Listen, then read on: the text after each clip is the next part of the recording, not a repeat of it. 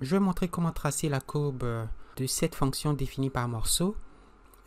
Essayez d'indiquer clairement les discontinuités en utilisant switch case. CLC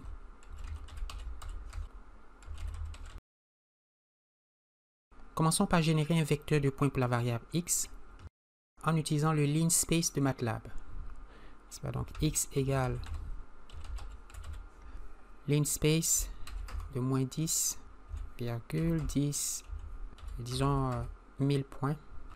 Initialisons le vecteur y de cette fonction par morceau. Donc y égale zeros size de x. Initialiser le vecteur y. On va ensuite calculer la fonction f de x point par point. Nous n'avons pas encore défini la fonction f, mais à supposer qu'elle est déjà définie, ce qu'on va faire tout juste après la boucle for que je vais maintenant écrire.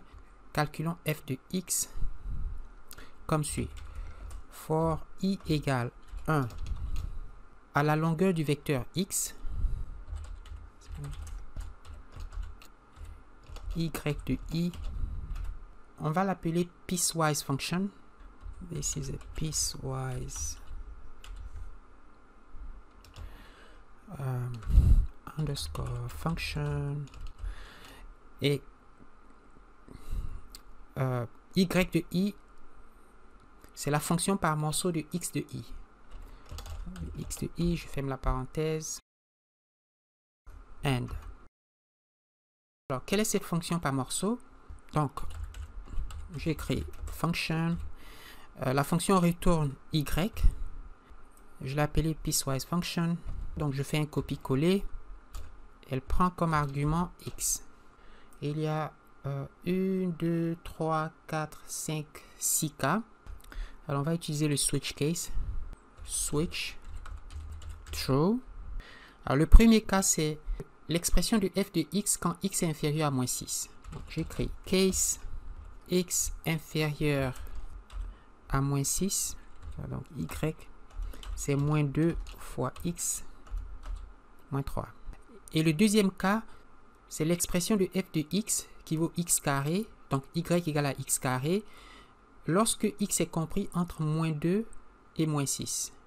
On va écrire case x supérieur ou égal à moins 6 inférieur à moins 2.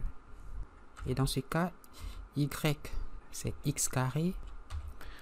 Et puis le troisième cas, alors pour aller un peu vite, je vais rapidement écrire le code et vous le montrer. Lorsque x est supérieur ou égal à moins 2 et que x est inférieur à 2, y vaut sinus de x. Quatrième cas, entre 2 et 6, y vaut 3x plus 1. Cinquième cas, pour tout x supérieur ou égal à 6, y vaut l'exponentielle de moins x.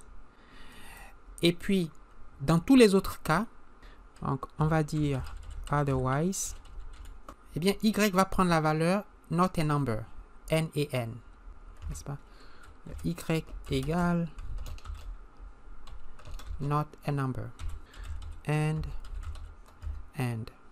Le premier end pour switch et le deuxième end pour la fonction. Nous allons la tracer. Donc, tracer la fonction f de x. Alors, figure, on va faire un plot de x, y avec la couleur bleue, largeur 2, grid on, x label, je fais un copie, coller en ordonnée, on va dire f de x, on va changer ici comme y label. On va lui donner un titre, disons fonction définie par morceau avec discontinuité visible. Title, discontinuité visible. Enfin, xlim, on va borner la fonction dans l'intervalle de moins 10 à 10. J'enregistre. Alors voyons à quoi ressemble cette fonction. Donc je vais dire hold on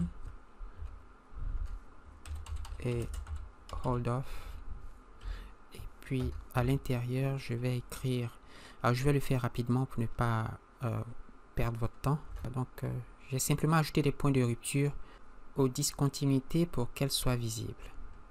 Voyons à quoi ressemble la fonction. Voilà. Vous voyez, vous avez une discontinuité au point d'abscisse -6 et puis une discontinuité en -2, en 2 et en 6. Il y a une autre façon de faire ce tracé sans recourir à switch case. Il faut définir 5 variables correspondant à chaque sous-intervalle de la fonction par morceau. Je les ai appelés x1, x2, x3, x4, x5. J'ai utilisé linspace pour construire ces intervalles. Pour chaque intervalle, vous avez l'expression de f de x correspondante. Pour le premier intervalle qui va de -10 à -6, vous avez y1 égale à -2x1 moins 3. Pour le deuxième intervalle qui va de -6 à -2, vous avez y2 égale à x carré. En fait, c'est y2 égale à x2 au carré. Mais x2, c'est la variable x seulement dans l'intervalle de -6 à -2, etc. Et puis, je fais le tracé. Alors, si j'enregistre,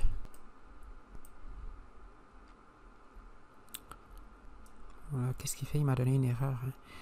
String, scalar, character vector must have valid interpreter syntax. Voilà la fonction par morceau et les discontinuités sont encore plus visibles. Au point d'abscisse -6, -2, 2 et 6.